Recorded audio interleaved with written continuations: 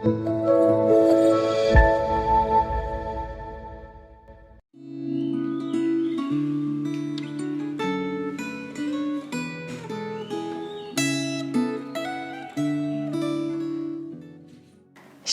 Bapak Ibu dan Saudara sekalian, mari kita berdoa sebelum merenungkan firman Tuhan hari ini. Tuhan, kami mengucap syukur untuk kebaikan-Mu dalam hidup kami. Kami akan membaca, kami akan merenungkan firman-Mu, Tuhan yang memberikan kami pengertian, dan kiranya Tuhan juga memampukan kami untuk melakukannya. Dalam nama Tuhan kami Yesus Kristus, kami sudah berdoa. Amin. Saudara, refleksi Gema kita hari ini diambil dari 2 Raja-Raja pasal yang ke-5. Saya hanya akan membaca beberapa ayat, selebihnya silakan saudara-saudara membaca secara keseluruhan dari pasal ini. 2 Raja-Raja pasal yang ke-5 ayat 1 sampai ayat yang ke-3. Naaman panglima Raja Aram adalah seorang terpandang di hadapan tuannya dan sangat disayang, sebab oleh dia Tuhan telah memberikan kemenangan kepada orang Aram. Tetapi orang itu, seorang pahlawan tentara, sakit kusta. Orang Aram pernah keluar bergerombolan dan membawa tertawan seorang anak perempuan dari negeri Israel. Ia menjadi pelayan pada istri Naaman. Berkatalah gadis itu kepada nyonyanya, "Sekiranya tuanku menghadap nabi yang di Samaria itu, maka tentulah nabi itu akan menyembuhkan dia dari penyakitnya." Saudara, tiap tahun, biasanya beberapa majalah atau lembaga, baik yang ada di Indonesia maupun yang di luar negeri, merilis orang-orang yang paling berpengaruh dalam bidang mereka masing-masing. Ada yang merilis 10 orang paling berpengaruh, 50 orang, bahkan ada juga yang merilis 100 orang. Nah, orang-orang tersebut dipilih tentu karena kriteria-kriteria tertentu. Tapi intinya adalah orang-orang tersebut melakukan sesuatu yang membawa pengaruh yang baik di lingkungan, di tempat kerja, atau suatu masyarakat tertentu. Terlepas dari segala situasi, keterbatasan sumber daya, namun mereka mampu melakukan sesuatu yang membawa dampak yang baik. Nah, di dalam bacaan kita hari ini, penulis Raja-Raja memberitahukan kepada kita tentang seorang yang bernama Naaman. Dia seorang asing, panglima Raja Aram, orang terpandang dan disayang, seorang pahlawan tentara. Namun dia menderita sakit kusta, sakit yang pada zaman itu belum ada obatnya. Nah, saudara, dalam situasi ini, penulis Raja-Raja memperkenalkan kepada kita seorang anak perempuan Israel yang ditawan dan kemudian menjadi budak di dalam keluarga Naaman. Nah, kita tidak tahu siapa nama anak perempuan ini. Penulis tidak menyebutkan namanya kepada kita. Namun, saudara, karena perkataannya lah, maka akhirnya Naaman pergi ke Israel bertemu dengan Elisa untuk minta disembuhkan. Meskipun dia seorang budak, berada di negeri asing, namun dia berinisiatif membagikan informasi kepada nyonya yang dia layani. Ayat yang ketiga tadi kita sudah bacakan.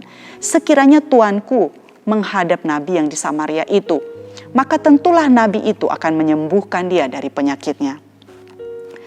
Saudara, Naaman kemudian melakukan apa yang disarankan oleh anak perempuan tersebut. Nah, singkat cerita, Naaman bertemu dengan Nabi Elisa dan dia sembuh. Nah, walaupun sebelumnya saudara dia sempat meragukan perkataan Elisa yang terasa begitu sederhana dan begitu gampang untuk sebuah kesembuhan dari sakit kusta. Hanya dengan mandi 7 kali di sungai Yordan yang notabene adalah sungai yang kurang baik jikalau dibandingkan dengan Abana atau Parpar yang adalah sungai-sungai yang lebih baik.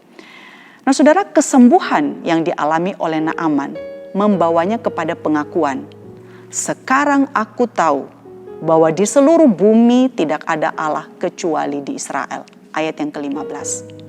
Naaman juga saudara berjanji bahwa dia tidak lagi akan mempersembahkan korban bakaran atau korban sembelihan kepada Allah lain kecuali kepada Tuhan. Ayat yang ke-17.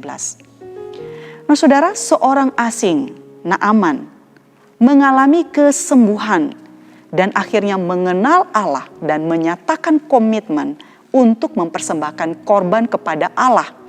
Semuanya terjadi dan dimulai dari seorang anak perempuan Israel, seorang pembawa harapan, seorang budak yang tertawan di negeri asing. Nah, kisah ini saudara diakhiri dengan sesuatu yang begitu kontras dengan anak perempuan Israel tadi, yaitu dikatakan seorang bujang atau hamba Elisa yang bernama Gehazi melakukan perbuatan tercela dengan berbohong kepada Naaman. Dia mengambil 2 talenta perak dan 2 potong pakaian yang sebelumnya sudah ditolak oleh Elisa. Dia mengambilnya untuk dirinya sendiri. Elisa kemudian mengetahui perbuatan bujangnya tersebut, dan akhirnya penyakit kusta Naaman melekat kepada bujangnya ini dan kepada anak cucunya untuk selama-lamanya. Saudara, dalam dunia yang sakit yang sekarang ini kita tinggali, dengan segala situasi dan kondisi yang begitu kompleks, di saat kita melihat orang-orang di sekitar kita seringkali hidup tanpa pengharapan, apalagi di saat pandemik seperti ini, ketika banyak orang yang sakit, mengalami kehilangan, kesulitan ekonomi, orang-orang yang mengalami kesepian. Pernahkah saudara bertanya, Tuhan, apa yang bisa aku lakukan untuk mengambil bagian dalam dunia yang sakit ini? Kita mungkin bukan seorang yang berpengaruh, saudara. Bukan seorang yang memiliki jabatan tinggi. Bukan orang terkenal. Bukan seorang yang memiliki follower yang banyak di media sosial. Saudara mungkin hanya seorang ibu rumah tangga biasa yang setiap hari harus mengurus anak dan keluarga. Saudara mungkin hanya seorang bawahan yang mungkin kehadirannya pun seringkali tidak dinotis oleh orang lain. Saudara mungkin hanya seorang pemuda yang sedang bingung dengan dunia yang begitu kacau ini. Namun saudara, apapun latar belakang kita, status sosial kita, suku, warna kulit, kita bisa belajar dari anak perempuan Israel yang menjadi budak di negeri asing ini. Seorang yang bahkan namanya pun tidak disebutkan, namun dia melakukan sesuatu yang membawa dampak yang baik, setidaknya bagi Naaman dan keluarganya. Mari kita menjadi seperti anak perempuan Israel itu dan tidak menjadi seperti Gehazi yang melakukan perbuatan tercela itu. Amin.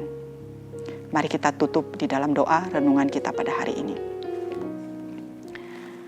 Terima kasih sekali lagi untuk firman-Mu yang boleh kami renungkan pada hari ini, Tuhan. Biar kami boleh belajar menjadi seorang perempuan seperti perempuan budak di dalam keluarga Naaman itu. Meskipun dia hanya seorang budak, seorang perempuan sedang ditawan, berada di negeri asing. Tapi dia menjadi berkat. Dia memberikan informasi yang begitu penting, yang karena informasi itu, Naaman boleh mengalami kesembuhan dan Naaman memberi pengakuan akan Tuhan yang disembah oleh Israel. Berkati setiap kami dimanapun kami berada. Tuhan kiranya memakai kami dan kami boleh melakukan hal-hal meskipun itu hal kecil sekalipun yang boleh mendatangkan berkat bagi orang-orang yang ada di sekitar kami. Terima kasih untuk firman-Mu Tuhan. Dalam nama Tuhan kami Yesus Kristus kami sudah berdoa. Amin. Tuhan memberkati setiap kita.